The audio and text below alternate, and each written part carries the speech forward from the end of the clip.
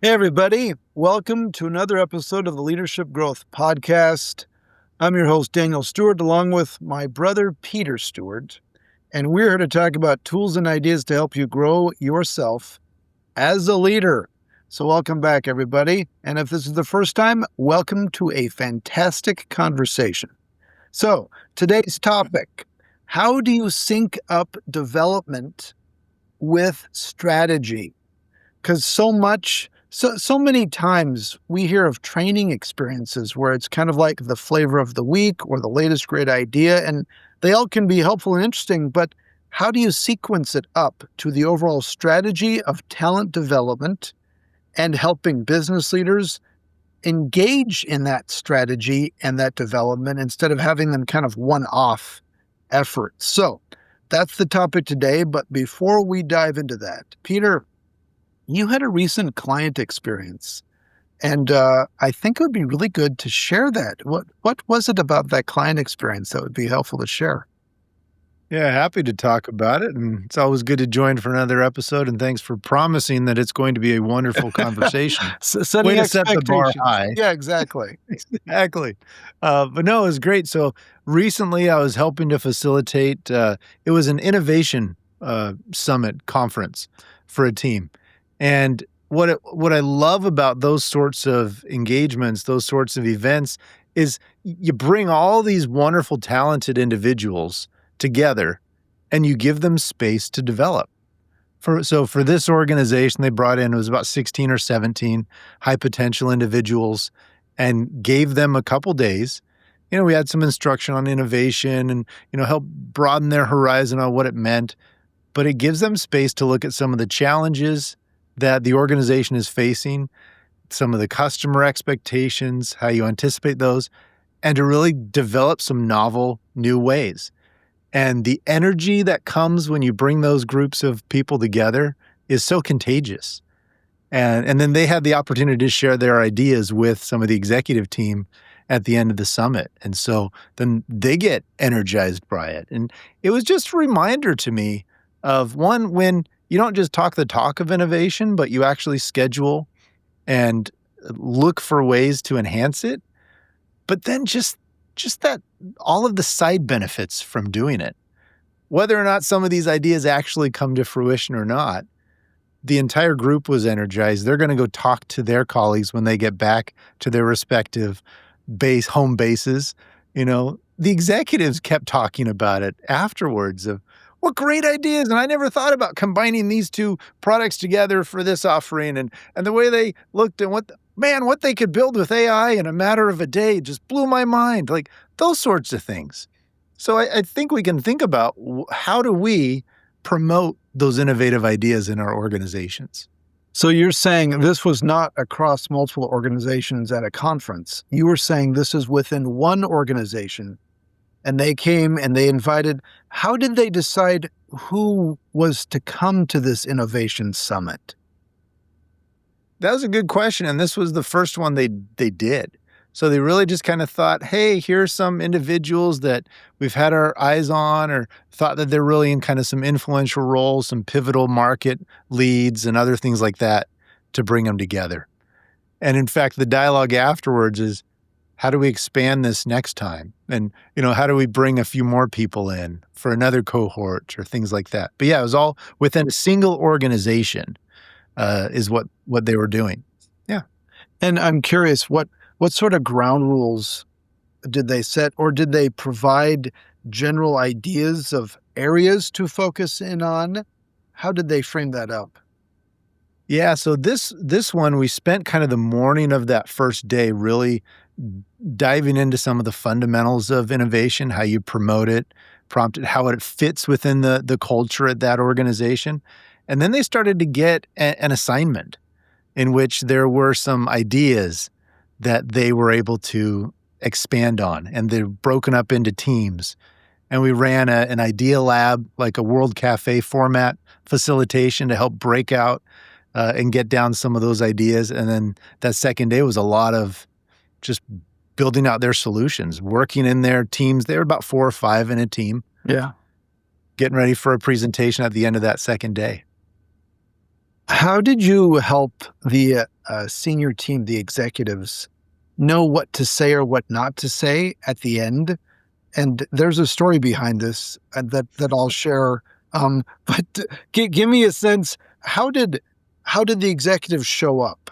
What did they say or not at the end?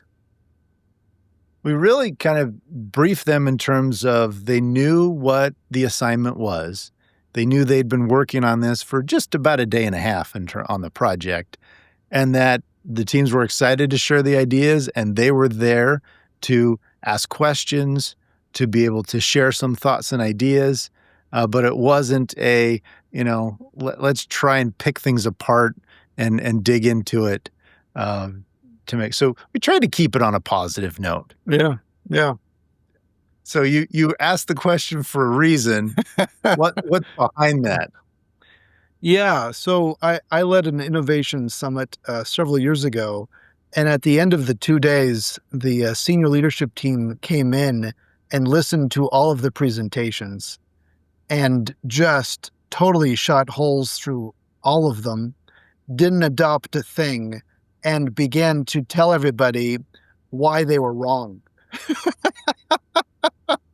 And it Oh was, no. I'm laughing now because otherwise I would be crying.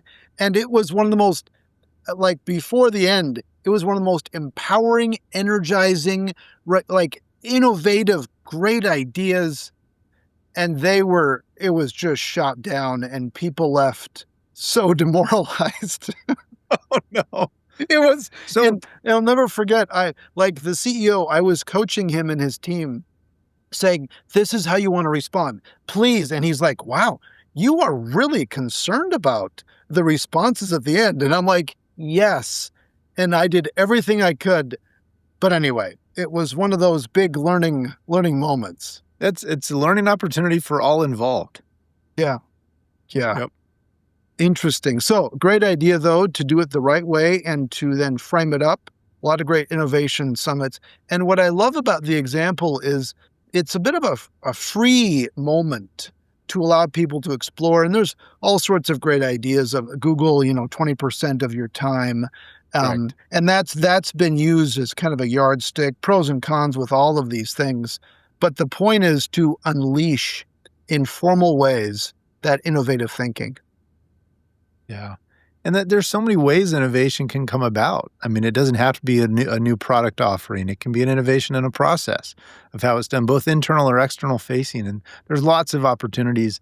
And this one was more focused on an outward facing side, Mhm. but even getting feedback from the group afterwards, it's how do you even expand the degrees of freedom in terms of those topics that they can select from.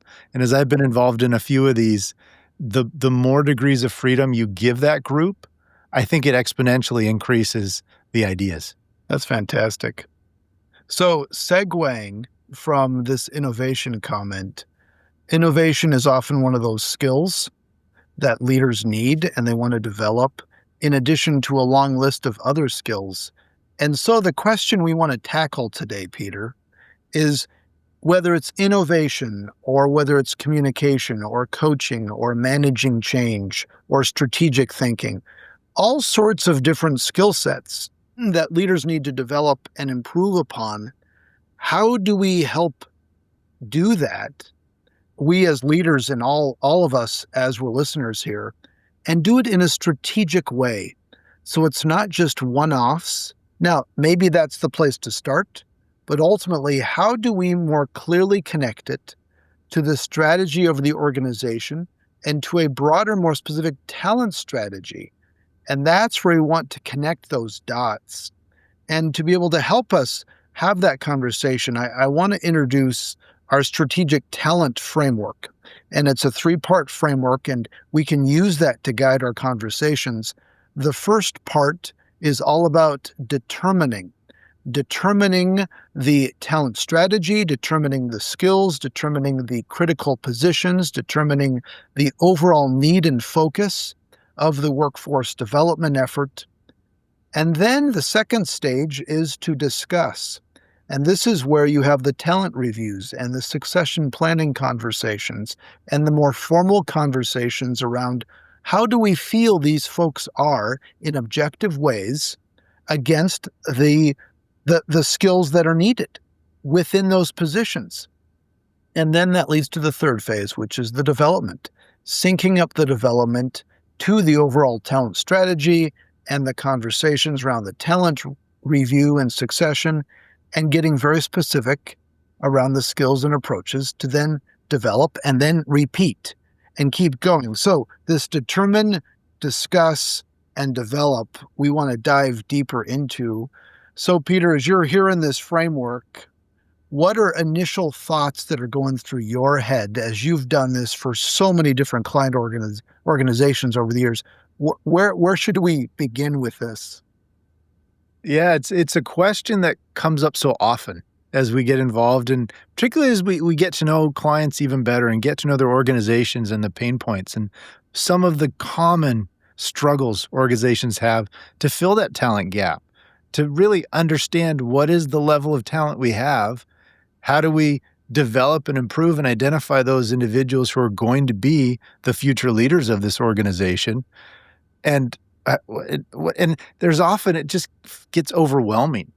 And I think we can look at this very, I say simply, and recognizing it's not simple, but we can look at this just, I think, at a basic level of, let's just take an example of a succession planning conversation and how that is illustrated with these 3Ds. Because this framework applies to so many things. But if we're looking at succession planning, okay, determining. How does one determine how an individual is doing, where they are being plotted or placed or assessed based on an organization's need? So this is where a 9-box framework might come into play, or other tools of that nature. So you have that determination, and then you're not just doing that exercise in a bubble. It's coming and bringing people together to talk about it, to have that conversation. And this is where that talent review, this discussion part happens, in which you're able to get feedback from multiple people across an organization so that there's an awareness of the talent that is there. And then finally, we're not just stopping of, okay, yep, we all agree they're in this box on the plot. No, now we're looking at, okay, these are strengths, these are areas of opportunities. What are we doing? What plan is in place? How are we giving them opportunities to grow? Because that's really the whole point of this whole process. It's not just, we feel good. Everybody's plotted on their chart. Now we can go back and talk about it again in a year. And unfortunately, it kind of feels like it is that way. So that's kind of a quick, again, summary of that determine, discuss, develop side of it. So let's dig a little deeper as we think about determining what tips or suggestions would you give, Daniel? And that's where I go back to, like, what the heck is the strategy of the organization, and how do we approach talent? And let's be upfront about it, because there are some organizations that it's kind of an up or out talent approach. If you're not ready to get promoted in 12, 18, 24 months, then we're not going to invest in you. And that's not where we're going to focus. And I want to be clear, none of this is right or wrong.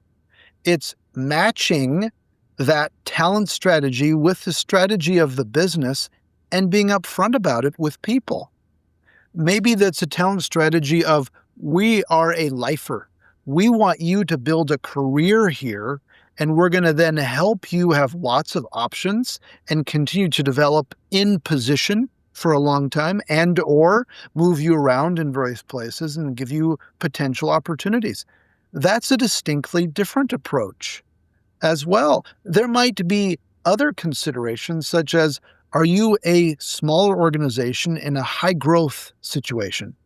All right, then the talent philosophy is going to be very different, and it's going to be rapid, it's going to be fast, it's going to be skill development. Are you going to be maybe in a situation where maybe you're in a larger organization and it's maybe a little slower of a marketplace or an industry, or you're more of a mature organization and it's larger?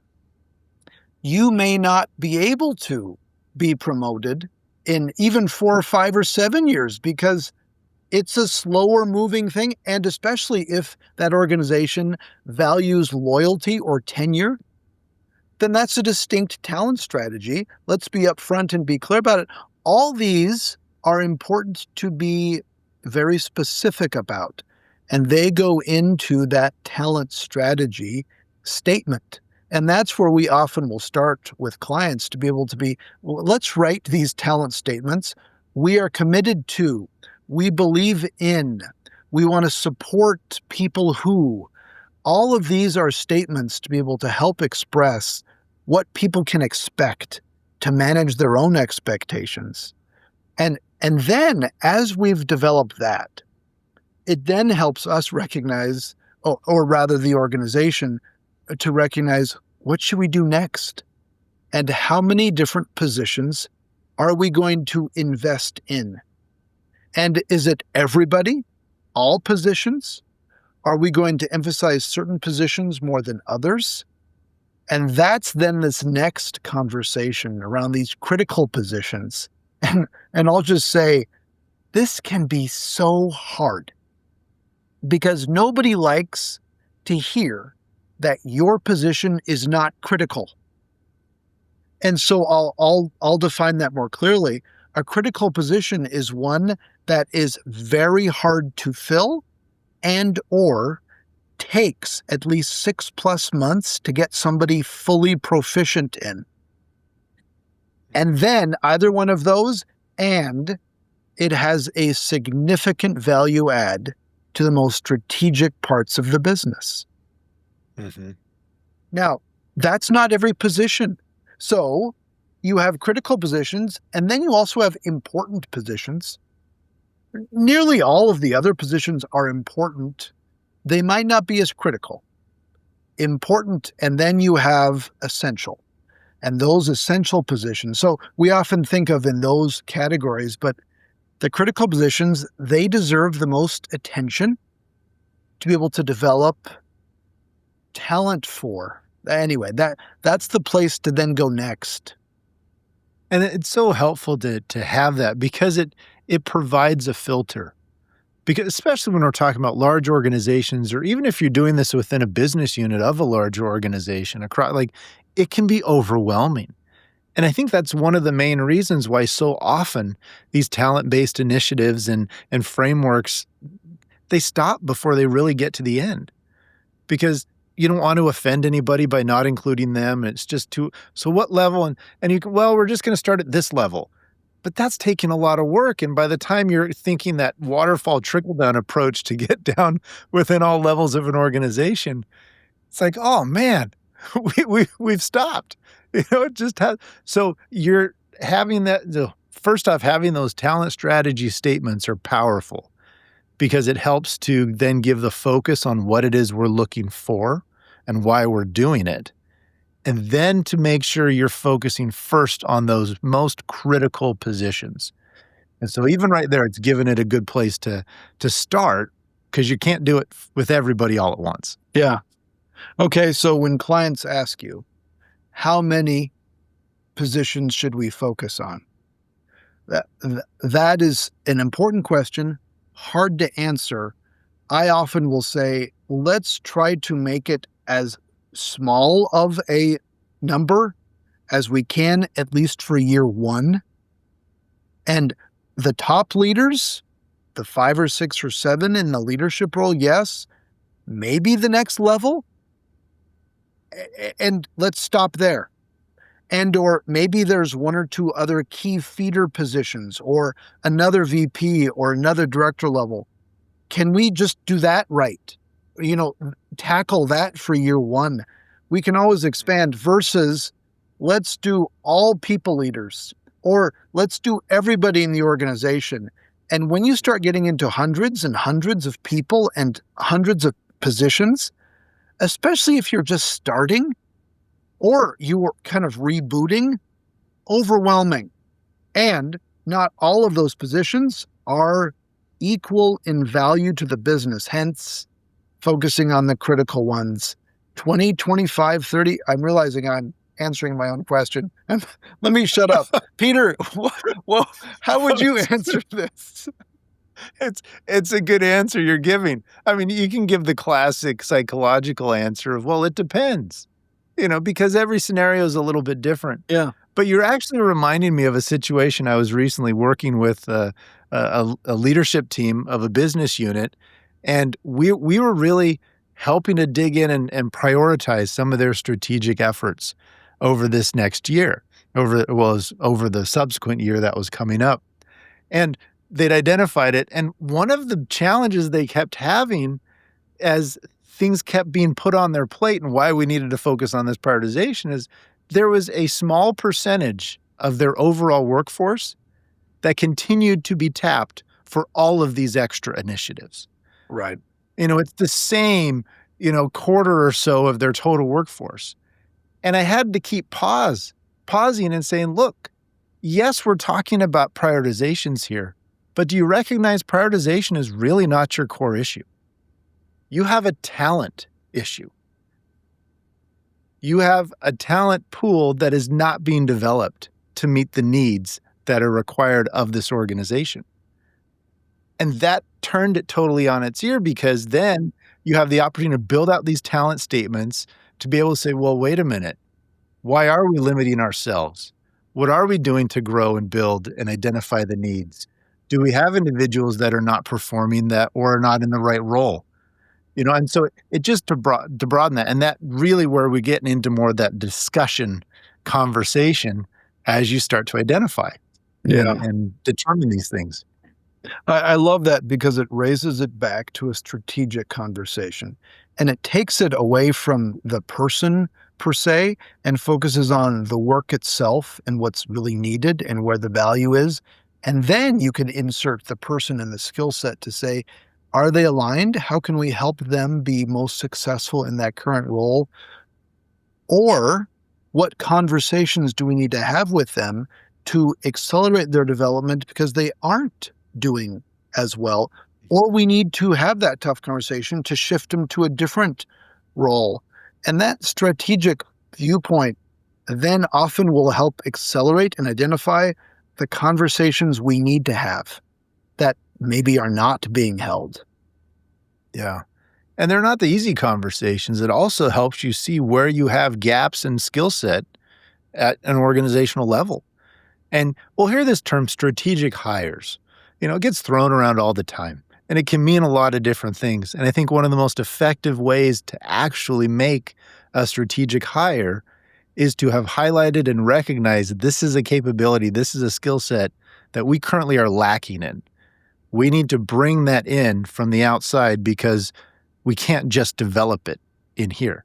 You bring that in, hopefully then it's going to spark some other development and growth around it because people have had experience seeing this vision at scale at a larger organization or looking at how a different operation could be executed than what we currently are doing. Yeah. Yep.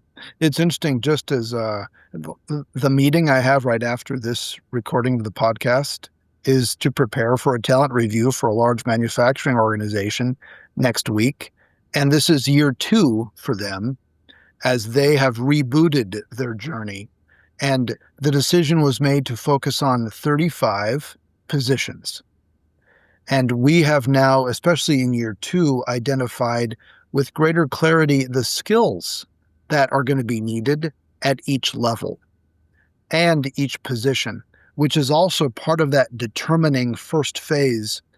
Once you identify the positions you want to focus on, what are the skills that are going to be needed?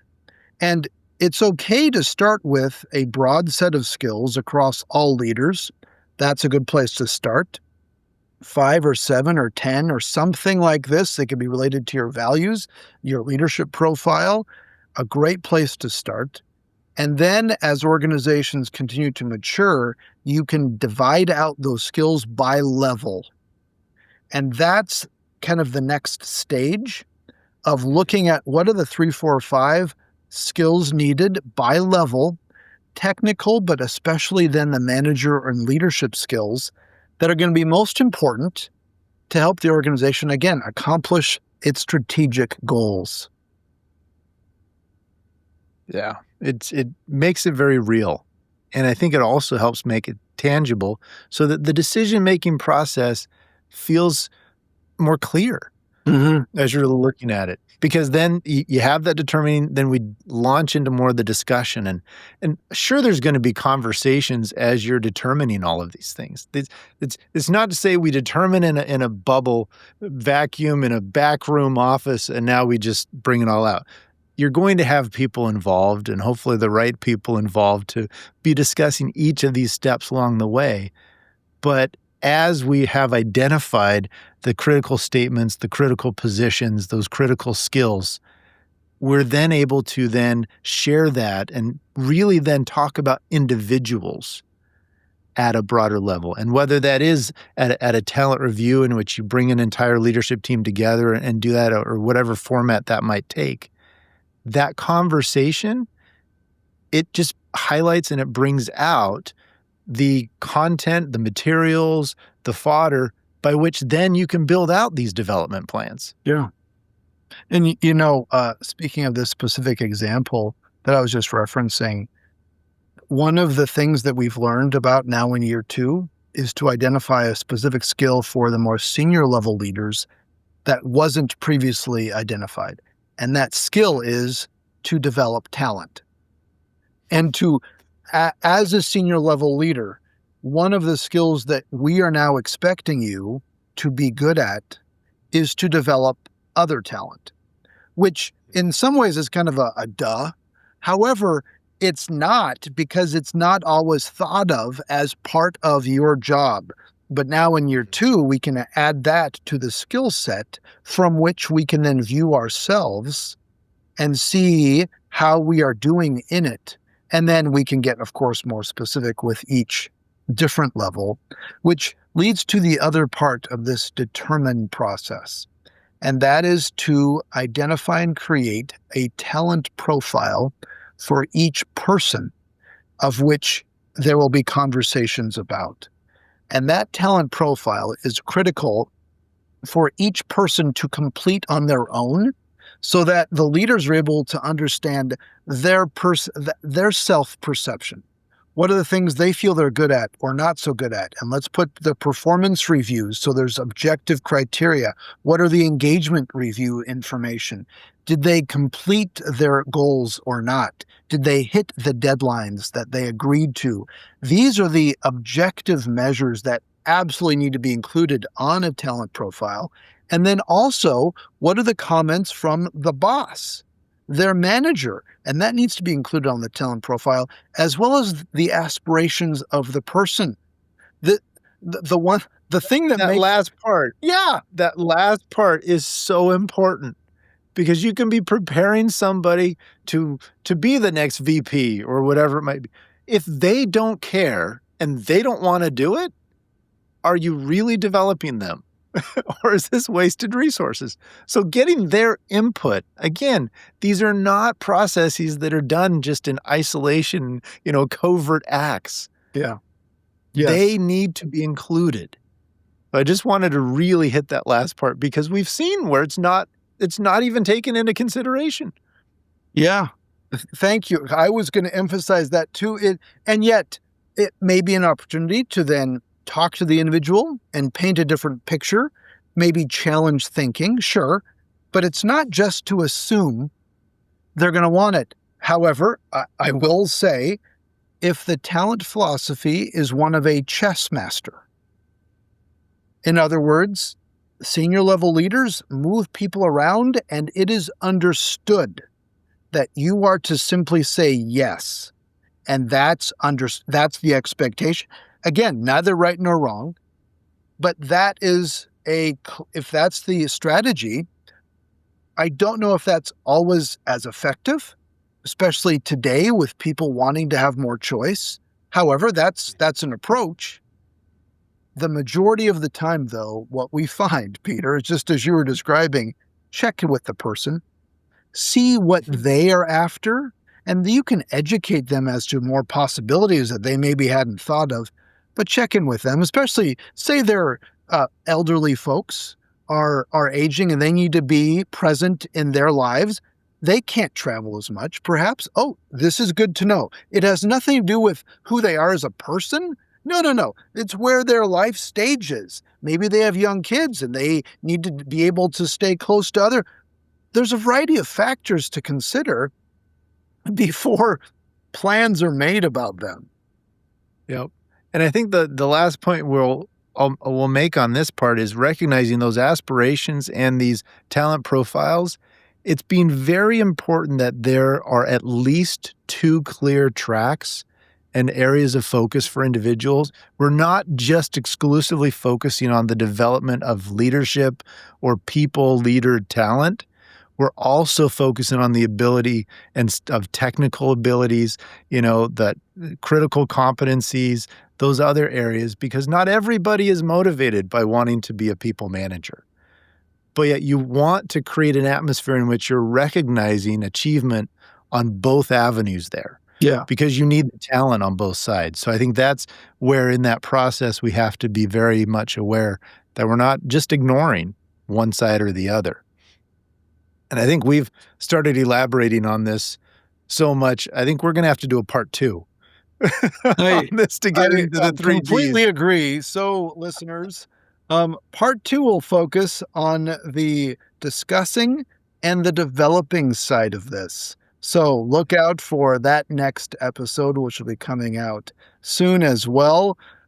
So otherwise, Peter, it's always fun chatting with you about all these things. Is there a one thing that you'd want to leave people with as they're wanting to connect, at least that determined part to the development? Yeah. What would you want to emphasize? I think the one thing is going to be 2 parts. If I'll expand it, is one, you want to be sure and make the strategic connection clear. That connection to your strategy, we kind of glossed over it, and maybe we'll put some examples of those in the show notes of what these talent strategy statements are, because those are absolutely essential. And the second part of it is start small. Start with a group and a size that is reasonable. Think beta testing. Think pilot. So you're kind to yourself, you're kind to the process, and you're not over-promising to an organization that then you might not be able to fulfill. Great advice, especially because whoever you focus on, however many positions, you're going to want to have development plans for them and invest in their development. And yes, let's do it really well for those positions and people who add the greatest value or who can add the greatest value in the future, because that's the other angle for us to pay attention to. Peter, always a pleasure. Listeners, thanks so much for joining us as you're getting more and more tools and ideas to help you grow your own leadership development and capability, as well as the leadership of others. Please like and subscribe, and we'll look forward to having you join at a future podcast. Take care, everyone. If you like this episode, please share it with a friend or colleague. Or better yet, leave a review to help other listeners find our show. And remember to subscribe so you never miss an episode.